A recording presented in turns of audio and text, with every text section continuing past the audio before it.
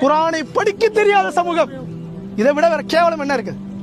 முஸ்லிமா பிறந்து முஸ்லிமா வளர்ந்து முஸ்லிமா மௌத்தாகிற வரைக்கும் குர்ஆனை ஓத தெரியாமல் மௌத்தான சமூகம் இருக்குது. இருக்குதா இல்லையா? இருக்குதா இல்லையா? கடைசி வரைக்கும் புரியாது.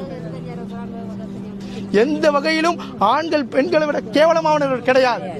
உயிரோடு குழந்தைகளை புதைக்கக்கூடிய காலம் இருந்துச்சு இதே மக்காவில். குழந்தை பிறந்துச்சா அந்த குழந்தைய வளர்க்க முடியாது, அந்த குழந்தைய வழிகாட்ட முடியாது, கல்யாணம் பண்ணி கொடுக்க முடியாது. ரொம்ப கஷ்டமான முறையில காலம் இருந்துச்சு. அந்த ரிஸ்கை கொடுக்கக்கூடியவன் அல்லாஹ். குழந்தையை தடுக்காத, கொலை செய்யாத. யா ரசூலுல்லாஹ் ஏன் இப்படி கேக்குறீங்க?